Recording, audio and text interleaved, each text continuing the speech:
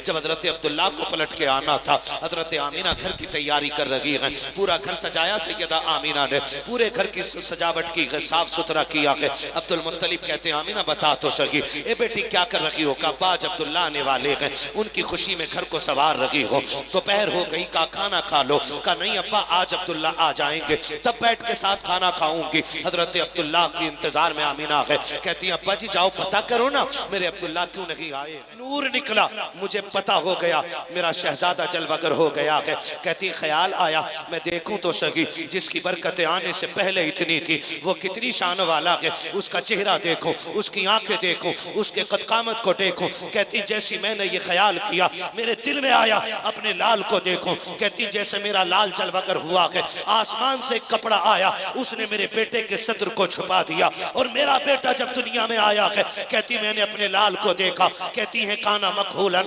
लम्मा वज़अतुहु काना मखहूलन मदहूनन मगसूलन मकसूरन मुअत्तरन काना साजिदा। कहती जब मैंने लाल को देखा पहली नजर मेरी आंखों पे पड़ी, मैंने देखा मेरे लाल की आंखों में सुरमा लगा हुआ है, मदहूनन बालों में तेल लगा हुआ है, मगसूलन गुस्ल करके जलवागर हो रखे हैं, मकसूरन नाक कटा हुआ है, मखतूनन खतना शुदा पैदा हो रखे हैं। मस्जिद का मुतवल्ली हो जाए तो कपड़ों से बाहर हो जाता है। अब्दुल मुत्तलिब वो हैं जो काबे के मुतवल्ली हैं। काबे शरीफ के मुतवल्ली, काबे के खजांची, काबे की चाबी हजरत अब्दुल मुत्तलिब की मुट्ठी में रहती है। ये काबे के मुतवल्ली बेटा कौन? अब्दुल्ला। और सुनो हजरत यूसुफ को मिस्र का यूसुफ कहा जाता था, हजरत अब्दुल्ला को मक्के का यूसुफ कहा जाता था। मक्के का यूसुफ कहा जाता था। जब निकलते थे तो हजारों बच्चियां सिर्फ एक झलक देखने के लिए लाइन में लगी रहती थी। लेकिन मुअर्रिखीन ने लिखा मेरे नूर नबी के नूर की बरकत ये थी कि हजारों शहजादियां दोशीज़ाएं एक झलक देखने के लिए राहों में लाइन से लगी रहती थी, लेकिन हजरत अब्दुल्ला कभी नजर उठा के नहीं चला करते थे।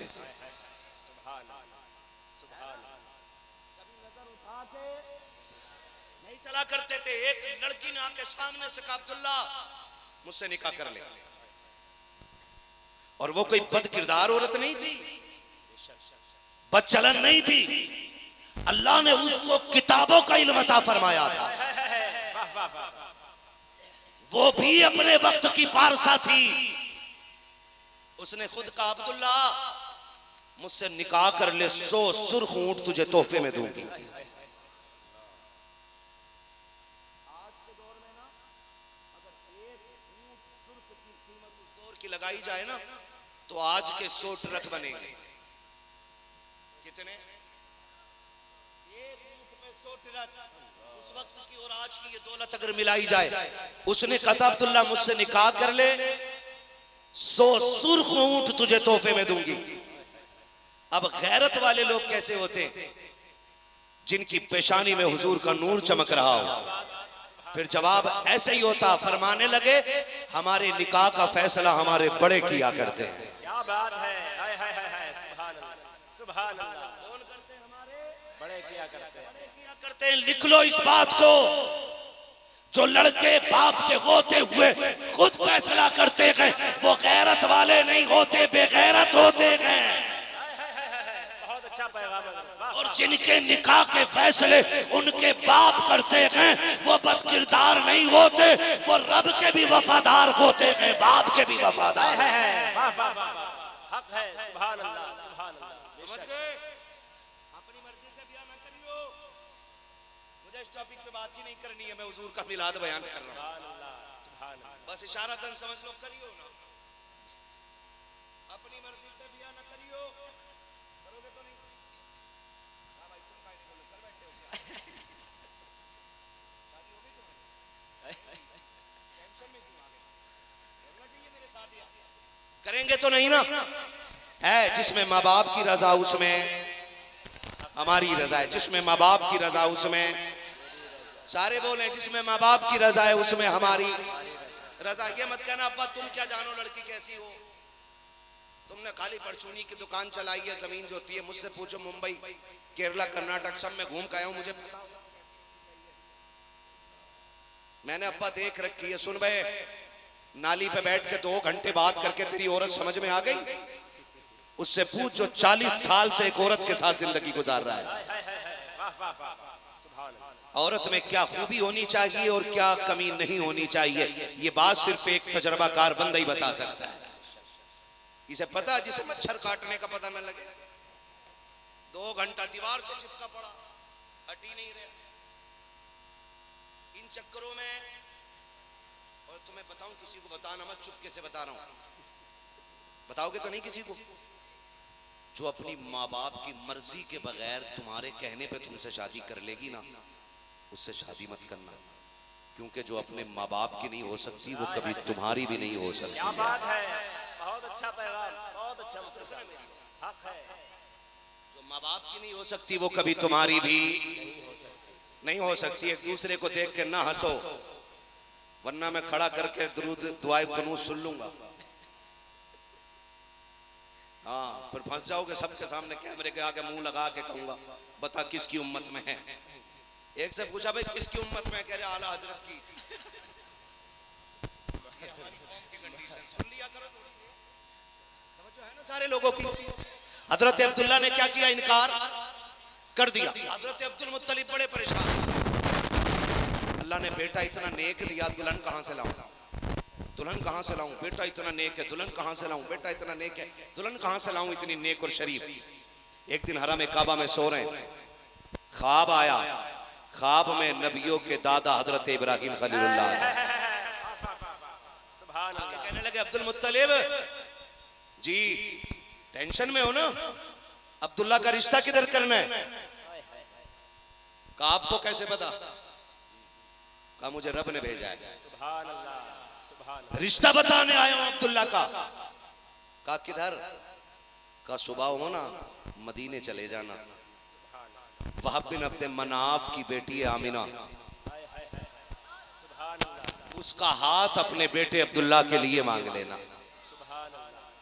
अब पता है, अब हजरत अब्दुल मुत्तलिब कह रहे हैं आप कौन हो? तो आने वाले ने बताया मुझे इब्राहिम खलीलुल्लाह कहा जाता है।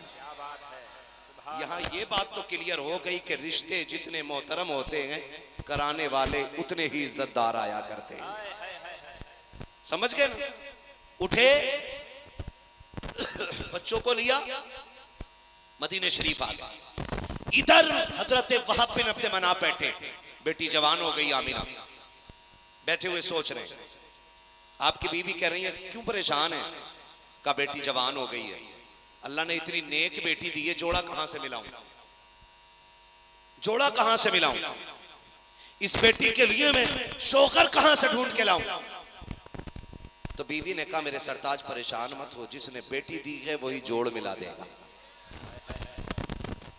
है ना? अब जब बात हुई ना, सो गए। सुबह का सवेरा हुआ, दरवाजा बज गया। तो वहाब बिन अब्द मनाफ भी सरदार थे, अंदर से आवाज लगाई कौन है? तो आवाज आई काबे का मुतवल्ली आया है। सुभान अल्लाह, सुभान अल्लाह। मक्के का सरदार अब्दुल मुत्तलिब। इतना सुना माथे पे पसीना आ गया, इतना बड़ा सरदार मेरे दरवाजे पे? हाँ सरदार हैं, लेकिन हम छोटे सरदार हैं। और वो काबे का मुतवल्ली जिसकी हैबत के आगे अब्रहा भी कांप रहा था, वो आया खड़ा दरवाजे पे, दौड़ के आए, दरवाजा खोला, मेहरबानी कैसे आ गए, तशरीफ लाइए। आए, घर में बैठाया। अरब का दस्तूर ये था जब किसी को ज्यादा इज्जत देनी होती तो उसको 3 दिन तक रखकर मेहमान नवाजी की जाती। 3 दिन तक मेरे नबी के नाना ने मेरे नबी के दादा की मेहमान नवाजी की गई, 3 दिन तक मेहमान नवाजी की। और जब 3 दिन मुकम्मल हो गए, अब्दुल मुत्तलिब ने कहा था अब तुम्हारा हक पूरा हुआ, अब हम जाना चाहते हैं, और जाते जाते अपना मुद्दा रखना चाहते हैं। कौन सा मुद्दा?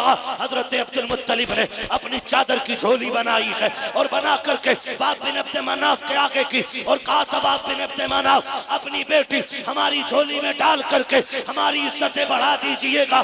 जैसे इतना कहा है, वहाब बिन अब्द मनाफ मुस्कुराए और मुस्कुरा के कहा अब्दुल मुत्तलिब परेशान ना हो, आमिना कल भी तुम्हारी थी, आज भी तुम्हारी है, आमिना कल भी तुम्हारी रहेगी। नारे तकबीर, नारे रिसालत, अज़मत मुस्तफा, जश्न आमद मुस्तफा।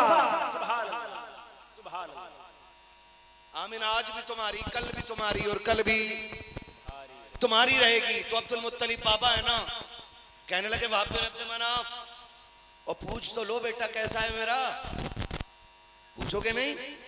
उन्होंने कहा ना। क्यों पूछूं? तो जानते हो अब्दुल मुत्तलिब ने कहा था, सुनो जब कोई बेटी किसी को देता है ना तो कान पटक के देता है, पूछता है लड़का कौन है, क्या करता है, कैसा है, नक्शा कैसा है, चलने फिरने में कैसा है, तुम नहीं पूछोगे? तो वहाब बिन अब्द मनाफ ने कहा मुझे पूछने की जरूरत ही नहीं है। कहा क्यों? कहा जो इब्राहिम तुम्हारे ख्वाब में आए थे वही इब्राहिम मेरे ख्वाब में भी आए थे। जो इब्राहिम तुम्हारे ख्वाब में आए थे वही इब्राहिम जोर से मेरे ख्वाब में भी आए थे। यहाँ कहना ये चाहता हूँ बेटियों के रिश्ते कैसे मांगे जाते हैं। हजरत अब्दुल मुत्तलिब ने झोली फैला के बता दिया, बेटियां रहमत होती हैं, झोली फैला के लिया करो। बेटी के बाप को जलील करके रिश्ता पक्का ना किया करो, उसकी जूतियां तोड़वा के उसके रिश्ते की हाँ ना किया करो। जब किसी की बेटी का हाथ मांगना हो तो बड़े बन के ना जाया करो, छोटे बन के जाया करो, इसलिए कि बेटी खुदा की रहमत होती है, बेटे नेमत होते हैं। नेमत का हिसाब होगा, रहमत का हिसाब नहीं होगा। अगर तुम ये चाहते हो अल्लाह तुम्हारी बेटियों के मुकद्दर अच्छे कर दे, तुम दूसरे की बेटी को इज्जत दो, खुदा तुम्हारी बेटियों की इज्जत में चार चांद लगा के दिखा दे। कैसे मांगोगे बेटियां? झोली फैला के बेटियां मांगा करो, है ना। आज बेटी वाला करता क्या यार, बात करो ना मुकीम भाई, यार बात करो यार। क्या कह रहा है उसका बेटा डॉक्टर बनना, अल्लाह माफ करे, 6 महीने मेडिकल पे बैठ के आला लटका के ऐसे चल जा टेढ़ा होके जैसे बगैर एक्सरे के बीमारी पकड़ लेता है। सबसे ज्यादा जो डॉक्टर बने वो कोरोना में बने। कोरोना में 15 दिन सुई सीखी और 16वें दिन खुद लगा दी, कर दिया टेढ़ा। ऐसी ऐसी सुइयां लगी कोरोना में कि अब तक पके में लोग चल रहे हैं। किसी की टांग की नस उठा दी, कोई लंगड़ा ही। नतीजा 15 दिन प्रैक्टिस करके और जैसे उन्हें आला लटकाया, लड़की वाले ने देखा डॉक्टर बन गया, कह रहा 10 लाख दूंगा बात कराओ, 10 दूंगा बात कराओ। चलो 11 ले लिए। और ये जो रिश्ता कराने वाले होते हैं कुछ छिचोरे किस्म के लोग, कुछ बहुत अच्छे भी होते हैं, कुछ छिचोरे किस्म के होते हैं, कहते हैं ना भाई उसके तो लोंडे को 20 लाख मिलने, बिलावरदम भाव बढ़ा रहे हैं और 20 रुपए कोई देने तैयार नहीं। तो लड़की वाला हर बाप चाहता बेटी सुकून में रहे, हाँ कर देता। तो चक्कर में ना पड़ो, कई बार इन झूठी बातों की वजह से बेटियों के घर बर्बाद हो जाते हैं। जो सच हो वही होना चाहिए। और बेटी वालों से गुजारिश है ज्यादा मुंह उठा के रिश्ते ना ढूंढा करो, बराबरी का रिश्ता देख के ना जितनी जल्दी हो सके बेटियों के हाथ पीले कर दिया करो। ये जो गैर मुस्लिमों के साथ बच्चियां जा रही हैं, ये जो मुर्तद हो रही हैं बेटियां, इसकी सबसे बड़ी वजह यह है कि ऊंचा ऊंचा देखने के चक्कर में बेटियों की उम्रें गवा दी और बराबरी का रिश्ता नहीं मिल सका, ताकतवर न मिल सके तो बेटियों की बालों पे सफेदी आ गई। ये मत भूलना कि कयामत के दिन तुझे बेटी की गुजरी हुई उम्र का हिसाब भी देना पड़ेगा। तू जो नाक की खातिर बेटियों के रिश्ते लेट करता रहा, उनके बालों में सफेदी आ गई, तुझे इसका हिसाब देना पड़ेगा। अगर तेरी ताखीर की वजह से तेरी औलाद गुनाह में डूबी है, तुझे इसका भी हिसाब देना पड़ेगा। हैदर कर्रार ने कहा था, शेर खुदा ने कहा था, मेरे मुस्तफा ने फरमाया अली वक्त हो जाए, अजान का वक्त हो जाए, नमाज पढ़ने में जल्दी किया करो। अगर कर्जा किसी से ले लो वापस करने में जल्दी किया करो। और कहते हैं सुनो, अगर बच्चे जवान हो जाए तो निकाह करने में जल्दी किया करोगे जल्दी।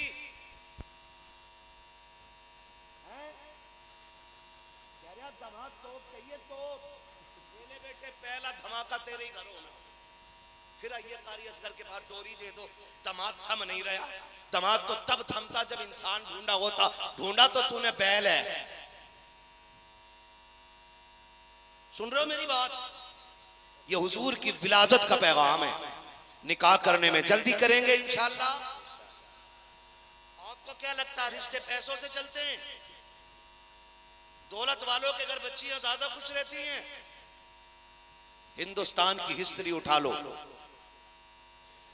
जितने दौलत वाले हैं कम से कम एक एक बीवी को तो तलाक दे ही चुके हैं। हम तुम पैसे वालों में नहीं आते। कभी सोच रहे हो 2-4 करोड़ इकट्ठा करके पैसे धनिया वाले बन गए? हम तुम नहीं आते, मैं अरबों खरबों वालों की बात कर रहा हूं, है ना। स्टार की पूंछ बनी घूम रहे हैं, वो पता चला 3 बीवियों को तलाक दिए बैठा। इसके घर में जो है वो खुद 4 लोगों से तलाक लेके आकर 5वें के घर में।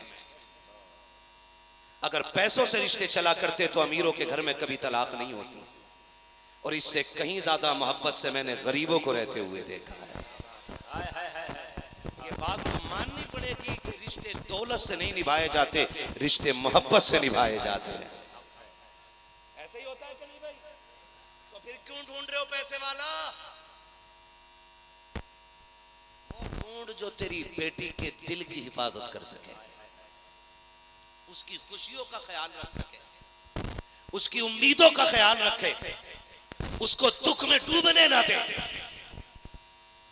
जो उसकी तकलीफ का एहसास करने वाला, ऐसा बंदा तलाश करके जा बेटी हवाले कर दे। अब तो माफ कीजिएगा, फेसबुक पे रिश्ते कर रहे हैं, फेसबुक पे कुंडल पहने पड़ा फेसबुक पे। असगर भाई सुनो भाई, कमेटी वालों, अल्लाह करे तुम्हें फिल्टर लगाने की जरूरत ना पड़े। ऐसा ऐसा फिल्टर लगा के फोटो भेज रहे हैं लड़की वालों के घर, बारात आती है तो पता ही नहीं चलता कि भूरा है कि कलुआ है। हाँ, फिल्टर मार दें अब तो, कैमरों ने बेड़ा गर्क कर दिया। ऐसा लग रहा दिखाया और था, भेज कोई और दिया। कहना ना वो मोबाइल में ही गोरा आया था, लल्ला तो हमारा इतना ही काला। फेसबुक पर रिश्ते ना करो।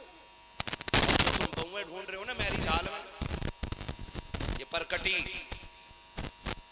बाल खोल के नंगे सर वाली देख लें, फिर कहना हो पता नहीं कलियर भी 4 लेके चढ़ाई है, या कछोछा भी ले गया था। मकनपुर शरीफ में दिखा दी मगर भूत नहीं उतर रहे। हम कहते हैं भूत उसके उतरते हैं जिस पे होते हैं, जो खुद भूतनिया हो उससे भूत नहीं उतरा करते।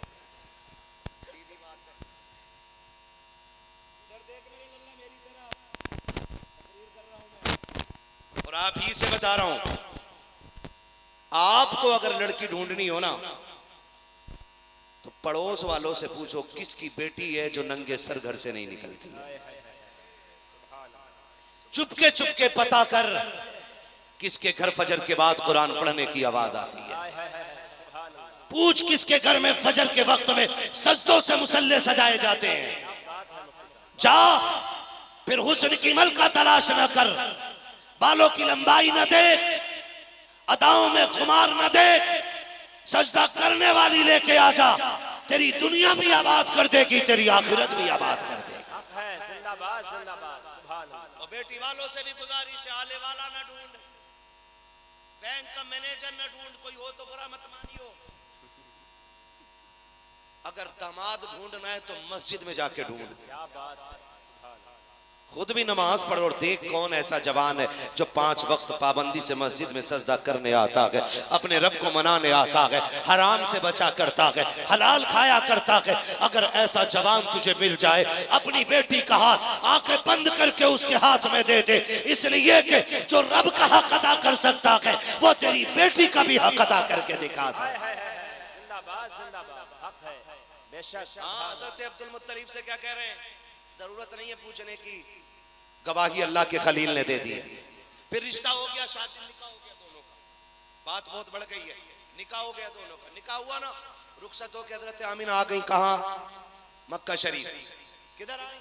मक्का शरीफ। पहले भी लड़कियां रुखसत होके आती थी, आज भी आती हैं, है ना। कहाँ खोले हैं गेसु यार ने खुशबू कहाँ था, कि दिल तो कर रहे हैं कि एक बात पे खुल के बात करूं, लेकिन वक्त उतना नहीं है। रुखसत होके आ गई कहाँ? कहाँ गई रुखसत होके? मक्का शरीफ आ गई, और दोनों आमने सामने बैठे, हजरत अब्दुल्ला और हजरत आमिना। ये जोड़ा ऐसा था जिसे फरिश्ते भी झांक झांक के देख रहे थे।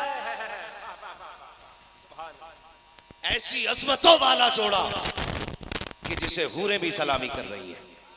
आमने सामने बैठे, जब बात छिड़ी ना तो हजरत आमिना कह रही है, अब्दुल्ला रब ने मुझे बड़ा खुश नसीब बनाया है। कहा क्यों?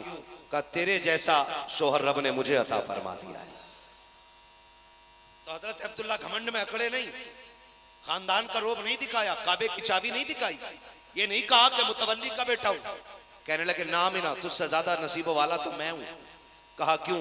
कि रब ने तेरे जैसी खूबसूरत और खूबसीरत बीवी मुझे अता फरमा दी है। हमारे घर में ये बातें होती हैं, कतई नहीं होती। कसम से अगर बैठ जाना एक बार तो एक दूसरे की बातें हो तो तलाक आमने सामने कर। शुक्र कर जो तुझे घर में रखे पड़ा हूं, यहां से तो शुरू हो रहा, वरना तेरे चरण कहते कर्म रखने के नहीं थे। तो अब वो पलट के क्या कहती है पता, मुंह बंद रखो, वो जना कौन सी घड़ी थी जो मेरे अब्बा ने हाँ कर दी थी, वरना तुम्हें तो कोई लड़की भी देने तैयार नहीं था। अब बताओ अब तलाक होगी कि नहीं होगी? जब एक दूसरे को जलील करेंगे तो तलाक होती। तवज्जो है ना सारे लोगों को? अल्लाह सबको सलामत रखे। बैठ के एक दूसरे की बातें हो रही हैं।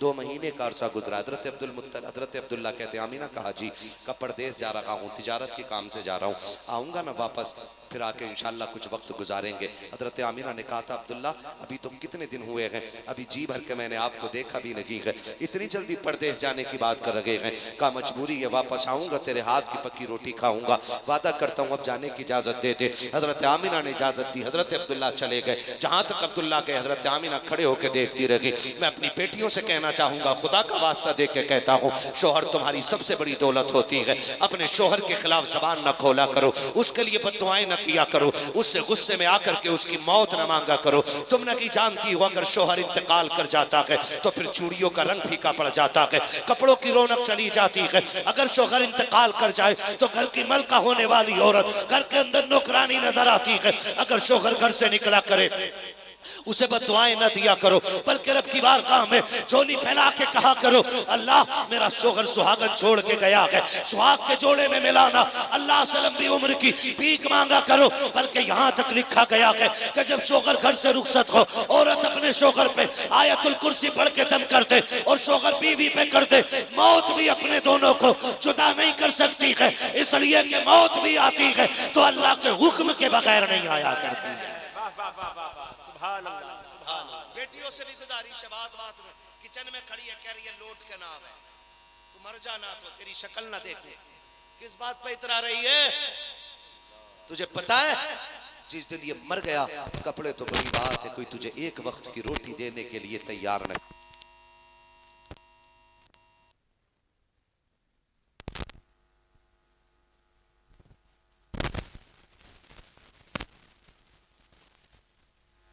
करो अपनी बेटियों को बताया करो कि शोहर की इज्जत करना, शोहर के लिए लंबी उम्र में सजदे में सर रख के भीख मांगना, ताकि अल्लाह शोहरों की जिंदगी सलामत रखे। शोहर कितनी बड़ी दौलत होती है। हजरत अब्दुल्ला सफर के लिए निकले गए। जब हजरत अब्दुल्ला को पलट के आना था, हजरत आमीना घर की तैयारी कर रही है, पूरा घर सजाया सैयदा आमीना ने, पूरे घर की सजावट की है, साफ सुथरा किया है। अब्दुल मुत्तलिब कहते हैं आमीना बता तो सकी, ए बेटी क्या कर रही हो? का बाज अब्दुल्ला आने वाले हैं, उनकी खुशी में घर को सवार रही हो, दोपहर हो गई, का खाना खा लो। का नहीं अब्बा आज अब्दुल्ला आ जाएंगे, तब बैठ के साथ खाना खाऊंगी। हजरत अब्दुल्ला के इंतजार में आमीना है, कहती है अब्बा जी जाओ पता करो ना मेरे अब्दुल्ला क्यों नहीं आए हैं। हजरत अब्दुल मुत्तलिब हरम काबा में आए हैं। इतने में एक शख्स ने आके कहा था अब्दुल्ला। अब अब्दुल मुत्तलिब कहा क्या? का सब्र करना, बड़ी दर्द भरी खबर लेके आया हो। का कौन सी खबर है? कि वो जो तुम्हारे दिल का टुकड़ा है अब्दुल्ला, जिसे तुम सबसे ज्यादा प्यार करते हो, उसका सफर में इंतकाल हो चुका है, अब वो वापस नहीं आने वाला है। हजरत अब्दुल मुत्तलिब की कमर पे हाथ आ जाता है, क्योंकि आपके और भी बेटे थे, लेकिन आपके जिगर के टुकड़े थे हजरत अब्दुल्ला, आपके चहीते थे हजरत अब्दुल्ला। आप जमीन पे बैठ जाते हैं। खुद को संभाला, ख्याल आया आमीना को अब्दुल्ला का इंतजार होगा, कि लफ्जों से जाके बताऊंगा कि तेरा सरताज अब नहीं आने वाला है, तेरा शोहर दुनिया से जा चुका है। आपने खुद को संभाला, घर आए हैं, जैसी दरवाजे पे कदम रखा है, सैयदा आमीना दौड़ के आके कहती है अब्बा बताओ ना मेरे अब्दुल्ला की खबर क्या है। हजरत अब्दुल मुत्तलिब की आंख में आंसू है। कहा बेटी अब कोई नहीं आने वाला है, अब किसी के इंतजार की जरूरत नहीं है। अब्बा कहना क्या चाहते हो? कहा बेटी अब्दुल्ला का इंतकाल हो चुका है। इतना सुना नबी की अम्मी जमीन पे बैठ जाती है, एक हाथ शिकम पे आया है, हाथ पेट पे रख के कहती है ए मेरे परवरदिगार, अभी अब्दुल्ला के बच्चे ने बाप का साया तक नहीं देखा है, इतने पाने से पहले ही उसको यतीम कर दिया गया है। ए मेरे मौला बता तो सकी अब मेरे बेटे का क्या बनेगा? आवाज आई आमीना सुना बहा, रोना बंद कर दे, तू इसे लावारिस कह रही है, हमने इसको कायनात का वारिस बनाने का फैसला कर लिया।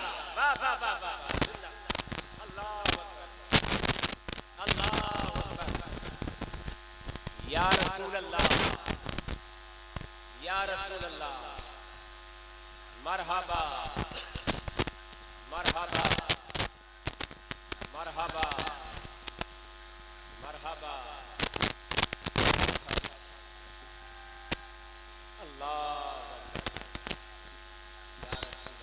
चले आगे, बोलो जरा सुभान अल्लाह।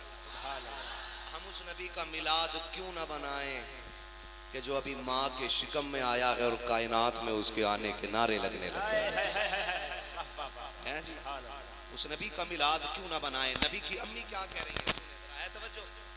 नबी की अम्मी कहती है कि जैसे उम्मीद के वक्त में औरतों को परेशानी होती है ना, कहती पैदा करने वाले रब की कसम मुझे 9 महीने तक कोई परेशानी नहीं हुई। 9 महीने तक। और बल्कि कहती हैं जैसे जैसे दिन बढ़ते जाते थे मेरी किस्मत संवरती जाती थी। ये आला हज़रत नहीं कह रहे, कभी कोई आला हज़रत का नाम लेकर टिप्पणी करे ओ बरेलवियों का कीदा है। ये बरेलवियों का नहीं, नबी की अम्मी का बयान है। किसका बयान है? नबी की अम्मी का बयान है। तफसीर पढ़ो, नबी की अम्मी कहती हैं जैसे ही पहला महीना आया ना तो मुझे ख्वाब में मैंने देखा हजरत आदम आए और आके कहते हैं आमिना मुबारक हो। मैंने कहा कौन हो? कहा मैं आदम हूं। कहा मुबारक किस बात की देने आए हो? कहा मुबारक हो तो नबियों के इमाम की मां बनने वाली है। कहते हर महीने कोई ना कोई नबी आता रहा, हर महीने और मुबारकबाद देता रहा। क्या देता रहा? मुबारकबाद। कहती है कि 3 महीने का अरसा गुजरा।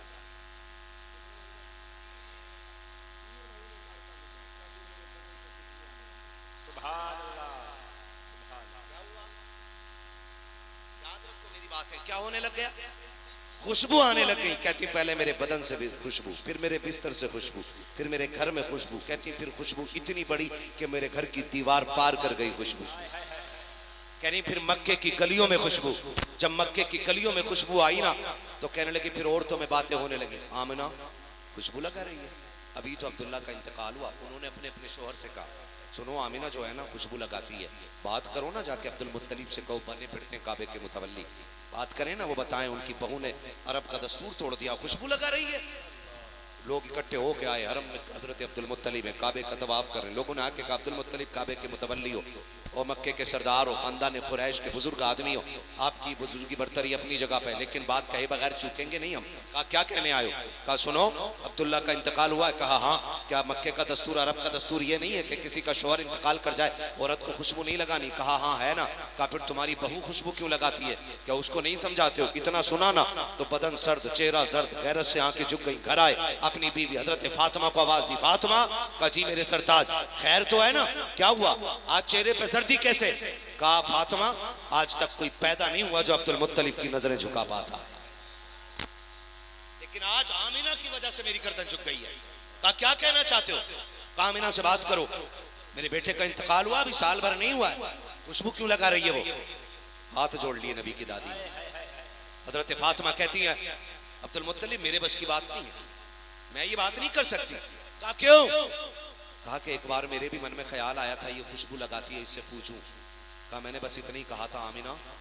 उसने नजर उठाई, मेरी तरफ देखा, उसके माथे से एक नूर निकला जिसे देख के मैं बेहोश होके गिर गई थी।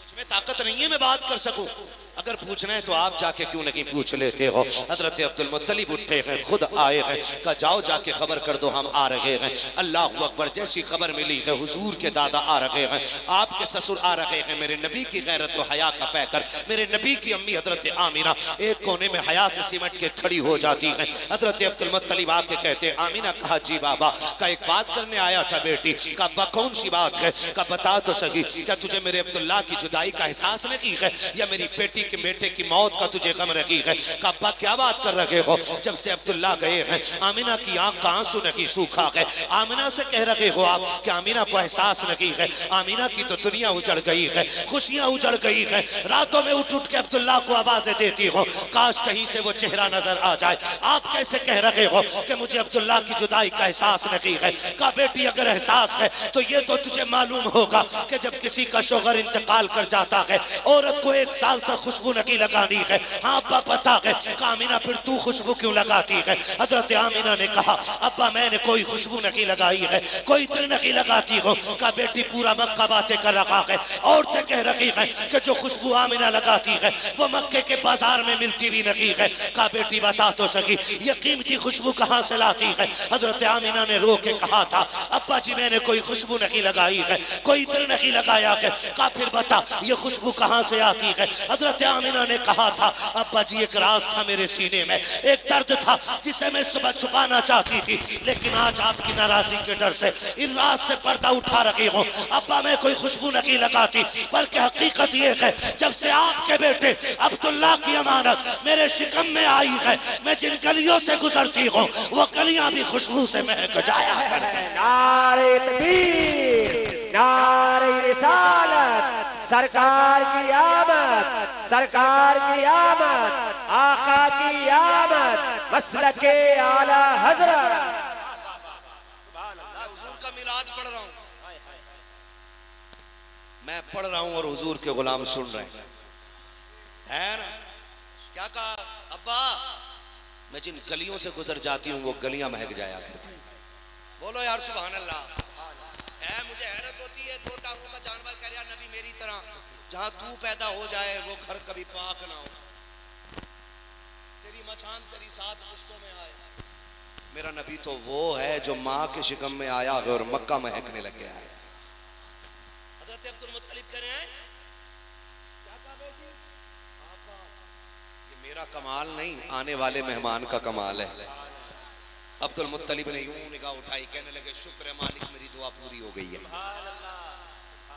मेरी दुआ पूरी हो गई। अब्बा कौन सी दुआ? कामना एक दिन रात को मैंने देखा ना तू तड़प के रो रही थी, आधी रात थी मैं बर्दाश्त न कर सका, मैं उठा काबे में आ गया, मैंने गिलाफ पकड़ के कहा था काबे वाले मेरे और बेटे हैं, एक अब्दुल्ला चला गया है, मालिक मैं और बेटों को देख के सब्र कर लूंगा, लेकिन मालिक आमिना को एक बेटा दे देना जो मेरी आमिना के दिल का करार बन जाए। क्या कहा? बेटा दे देना मेरी आमिना को ताकि उसके दिल का करार बन जाए। आज वो बेकरार है ना, सुकून मिल जाएगा। कहते हैं आमिना जब मैंने इतना कहा गैब से आवाज आई अब्दुल मुत्तलिब तूने बहुत थोड़ा मांगा है, बहुत थोड़ा मांगा है, तू आमिना के करार की बात कर रहा है। हम जो अब्दुल्ला के घर में अपना मेहमान भेजेंगे वो आमिना का करार नहीं, वो कायनात के दिल का करार बन के आने वाला है। हाँ कहते मेरे आज दुआ कबूल हो गई। अब हजरत आमिना रंग में आई, अब्बा बात यहाँ नहीं और बता दूं कुछ? का बता ना बेटी। कहती अब्बा सुनो ना, ये तो उसकी बात कर रहे हैं। अब्बा मैं जब तकिए पे सर रखूं तो तकिए से खुशबू, मैं बिस्तर पे लेटूं तो बिस्तर पे खुशबू, मैं चादर ओढ़ूं तो चादर से खुशबू। हजरत फातिमा आगे बढ़ी हैं, जाके दीवार की मिट्टी खुरच के लाई और ला के हजरत अब्दुल मुत्तलिब के हाथ पे रख के कहा मेरे सरताज जरा इसे सूंघो तो सकी। अब्दुल मुत्तलिब ने उसको सूंघा ना, मुश्क की खुशबू आ रही थी। कहा इसमें कैसी खुशबू है? मेरे नबी की दादी हजरत फातिमा कहती है मेरे सरताज 3 दिन पहले आमिना ने यहाँ हाथ रखा था, आज तक मुश्क की खुशबू आ रही है। 3 दिन पहले हाथ रखा था, आज तक खुशबू आ रही है। अब नबी की अम्मी कह रही है अब्बा जी आप तो कभी कभी ऐसा होता है घर का पानी भी हरम शरीफ ले जाते हैं, घर में पानी की जरूरत होती है, अम्मी मुझे डोल दे के कहती है आमिना बेटी पानी भर के ले आ। अब्बा वो रखा कुआं फासले पर, मैं पानी भरने के लिए जाती हूँ, लड़कियां मुझे देख करके खड़ी हो जाती हैं। मक्के की बच्चियां कहती हैं आमिना आजा हमारा काम हो गया है, हमारा काम हो गया है। अब अब्दुल मुत्तलिब कहते हैं बेटी कौन सा काम है? अब्बा जब मैं जाती हूँ मुझे देख के डोल रस्सी छोड़ दी जाती है, लड़कियां डोल रस्सी नहीं खींचती हैं। कहा किस लिए? अब्बा जब मैं जाके खड़ी होती हूँ और मैं पानी की तरफ झांक के देखती हूँ, पानी उछाला मारता है और किनारे पे आके खड़ा हो जाता है। अब्बा जी जब तक मैं खड़ी रहती हूँ पानी भी रुका रहता है। मक्के की औरतें बच्चियां सारे अपने बर्तन भर लेती हैं, सबसे आखिर में मैं अपना बर्तन भरती हूँ और जब लेके चलती हूँ अब पानी नीचे जाता है। अब्बा चुपचाप नहीं जाता, मुझे सलाम करता हुआ जाता है, मेरा नाम लेता हुआ जाता है। और अब्बा जब पानी लेकर के आती हूँ, आप तो जानते हैं राह भी पथरीली है, पहाड़ भी पत्थर के हैं, पानी का भी वजन होता है और मुझ में भी कुछ वजन है। मैं जब पैर रखती हूँ पत्थर पत्थर नहीं रहते, वो रेशम बन जाया करते हैं। और अब्बा जब मैं चलती हूँ बड़े दरख्त सजदों में गिर जाते हैं, छोटे तोते बोला करते हैं। कहा बेटी क्या कहते हैं? तो हजरत आमीना ने कहा था अब्बा ये सब बोल के कहते हैं अस्सलातु वस्सलामु अलैका या उम्मा रसूलिल्लाह, ए नबी की माँ तुझ पर भी सलाम हो, तेरे आने वाले अहमद पर भी सलाम। बात खत्म नहीं हुई, अभी बात खत्म नहीं हुई। नबी की अम्मी कह रही अब्बा एक बात और बताऊं? कहा हाँ अब्बा जी, एक दिन मैं लेटी हुई थी, मुझे पसीना आ गया। क्या हुआ? पसीना आ गया। कहती मैंने देखा मेरी कमर के पीछे से ठंडी हवा के झोंके आने लग गए। बोलो यार सुभान अल्लाह। अगर अब भी नहीं बोलोगे कब बोलोगे? तुम में से किसी की चादर बिछोगी तो नहीं है स्टेज पे कभी मजबूरी में बैठा हो? है कमेटी वालों की है ये, सारे ही तो हुजूर की कमेटी वाले बैठे हैं यार। ये अलग बात है, अल्लाह ने जिम्मेदारी तुम्हारे कंधों पे रख दी है। किसी की ड्यूटी नबी नबी करने की होती है और किसी की ड्यूटी नबी नबी सुनने की होती है। बैठे सारे ही गुलाम है ना। जब तक बिके न थे तो कोई पूछता न था, तुमने खरीद कर हमें अनमोल कर दिया। मैं हुजूर का मिलाद बयान कर रहा हूँ, चलूं आगे थोड़ा सा, जरा बोल दे सुभान अल्लाह। सुभान अल्लाह। सुनो हमारी थकन मुर्ग मुसल्लम चिकन मटन कटन किसी से नहीं उतरती है, हमारी थकन उतरती है सुभान अल्लाह से। है मैं भी बिहार से आया, ठीक है ना, फिर मुझे कहीं जाके कल बोलना है, तो इतनी जोर से सुभान अल्लाह बोलो कि कल के जलसे तक मेरा काम चल जाएगा।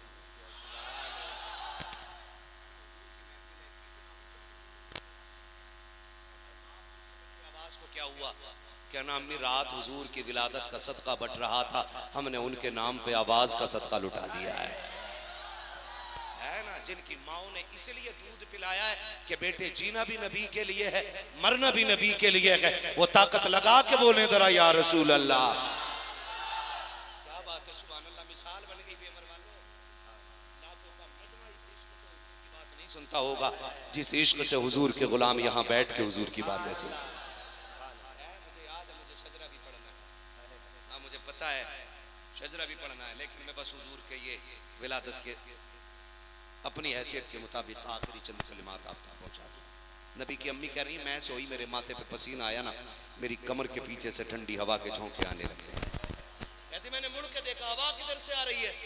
कहती क्या देखती हूँ, दो खूबरू हसीनों महजबी शहजादियां पंखा लेके हवा कर रही हैं। क्या कर रही हैं? हवा कर रही हैं। मैंने कहा कौन हो? कभी मक्के में नहीं देखा। काम न देखती तब जब रहते हम मक्के में, तो फिर कहां से आई हो? कहा रब ने हमें जन्नत से तुम्हारी खिदमत के लिए भेजा है।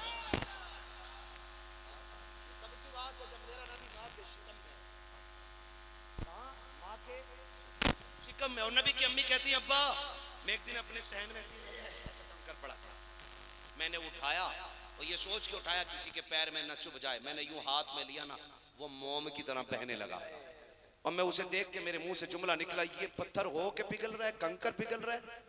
कहती हैं अब्बा वो खुद मुझसे बोल के कहने लगा आमिना यार को आने तो दे, अभी छोटे छोटे पिघल रहे हैं, जब वो आएगा बड़े बड़े पिघलने लग जाएंगे।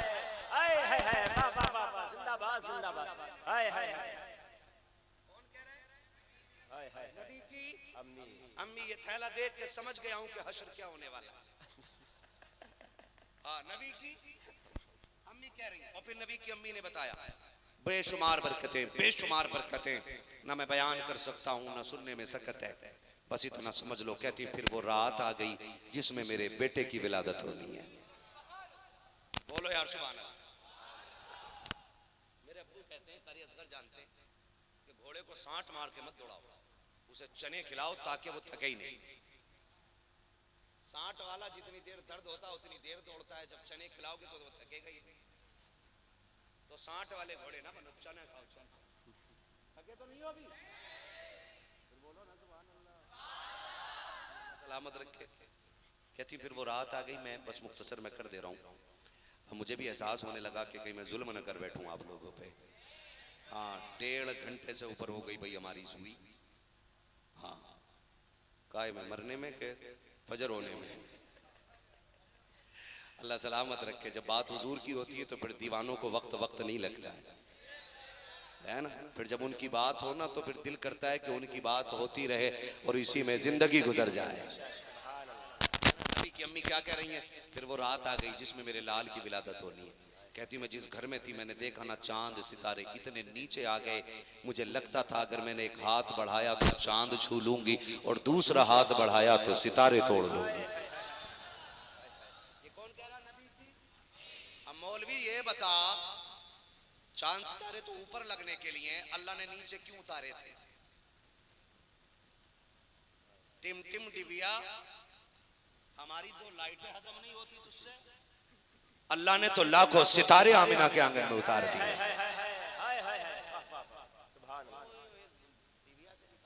इतनी लाइट लगाने की क्या जरूरत है? तो भाई काम तो तेरे बगैर भी चल रहा था, तेरा दुनिया में आने की क्या जरूरत थी? समझ रहे ना? दुनिया में उसे रहने का हक है जो जीता भी हुजूर के लिए और मरता भी हुजूर के लिए। अल्लाह हजरत आमीना कहती है कि सितारे इतने नीचे थे, मुझे लगता था मैंने एक हाथ बढ़ाया तो चांद तोड़ लूंगी, दूसरा बढ़ा दूं तो सितारे तोड़ लूंगी। मुझे डर लगा मेरे ऊपर गिर ना जाए। कहती वो रात बड़ी तन्हाई की थी,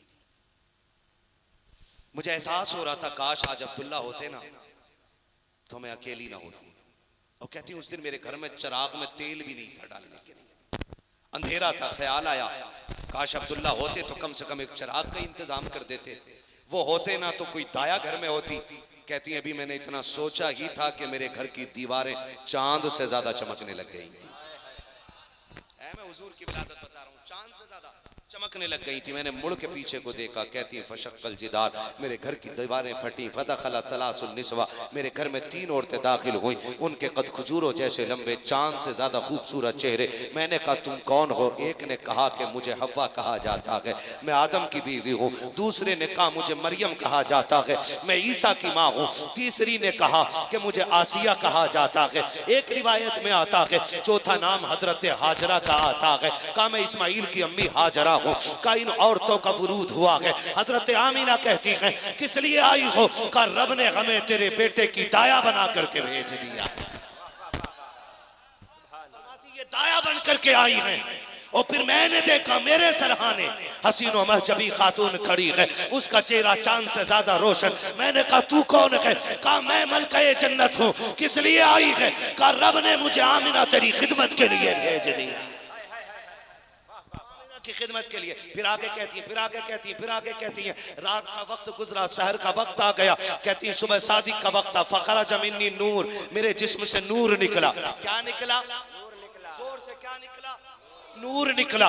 मुझे पता हो गया मेरा शहजादा जलवागर हो गया है। कहती ख्याल आया मैं देखूं तो सही, जिसकी बरकतें आने से पहले इतनी थी वो कितनी शान वाला है। उसका चेहरा देखो, उसकी आंखें देखो, उसके कदकामत को देखो। कहती जैसी मैंने ये ख्याल किया मेरे दिल में आया अपने लाल को देखो। कहती जैसे मेरा लाल जलवागर हुआ है, आसमान से एक कपड़ा आया, उसने मेरे बेटे के सदर को छुपा दिया और मेरा बेटा जब दुनिया में आया है, कहती मैंने अपने लाल को देखा। कहती है काना मखहूलन लम्मा वज़अतुहु काना मखहूलन मदहूनन मगसूलन मकसूरन मुअत्तरन काना साजिदा। कहती जब मैंने लाल को देखा पहली नजर मेरी आंखों पे पड़ी, मैंने देखा मेरे लाल की आंखों में सुरमा लगा हुआ है, मदहूनन बालों में तेल लगा हुआ है, मगसूलन गुस्ल करके जलवागर हो रखे हैं, मकसूरन नाक कटा हुआ है, मखतूनन खतना शुदा पैदा हो रखे हैं, मुअत्तरन ऐसी खुशबू थी, पैदा मेरे घर में हुआ है और मक्के का जर्रा जर्रा महकने लग गया।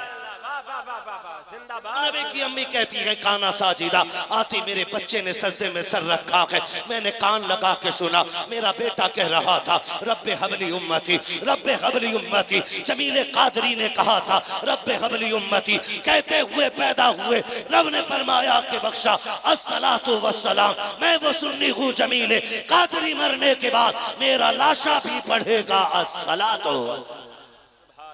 अब मेरा इमाम कहता सुबह तैबा में हुई, बढ़ता है बाड़ा, पढ़ लो मेरे लाल, तुम्हारे सदके जाऊं। सुबह तैबा में हुई, बढ़ता है बाड़ा, सदका लेने नूर का आया है तारा। नूर का हुजूर जलवागर हो गए, हुजूर आए कायनात मुस्कुराने लगी, हुजूर आए बेटियों को वकार मिला, हुजूर आए जीने का सलीका मिला, हुजूर आए बाप को इज्जत मिली। हुजूर के आने के बाद का इनकलाब आया, ये तो आने से पहले की बात थी, आने के बाद जो इनकलाब आया है। 1450 साल हो गए, लोग बयान कर रहे हैं, हर किसी को आखिर में यही कहना पड़ता है जिंदगी खत्म हुई और कलम सूख गए, तेरे औसाफ का एक बाप भी पूरा ना हुआ। पूरी जिंदगी लोग बयान करते रहेंगे, मेरे नबी ने जितने बड़े कारनामे अंजाम दिए, सुबह क़यामत तक कोई कमा हक़ बयान नहीं कर सकता है। ठीक है जी, मैंने हुजूर की विलादत बयान कर दी है, अब मैं हुजूर का शजरा पढ़ लूँ। ऑपरेटर साहब से गुजारिश है, इतना ही अच्छा मैक कर दो जैसा सैफुल्लाह सुल्तानी साहब के नंबर पे किया था। इन्होंने पैसे तो नहीं दिए थे आपको, है ना? थोड़ा सा इधर दे दें, थोड़ा सा आवाज दे दें, मुझे हुजूर का शजरा पढ़ना है। और आवाज दे के कम ना की, और बढ़ाइए आवाज इसकी, बगैर शजरे के काम नहीं चलेगा। डंके की चोट पे नहीं, मौलवी हटना नहीं, है ना? बोलो जरा सुभान अल्लाह। ओ जी देखो थकियो ना, नहीं थकेंगे ना। जब मेरा हाथ का इशारा हो सारे कैसे बोलेंगे? ये बीच वाले यार क्यों नहीं बोल रहे? बीच वाले और ही खराब, बोल के ही नहीं दे। अरे यार बोलो यार, तुम सोच रहे हो आगे पीछे वाले काम चला रहे, थोड़ा सा तुम भी मेहनत कर लो और डट के बोलो जरा सुभान अल्लाह।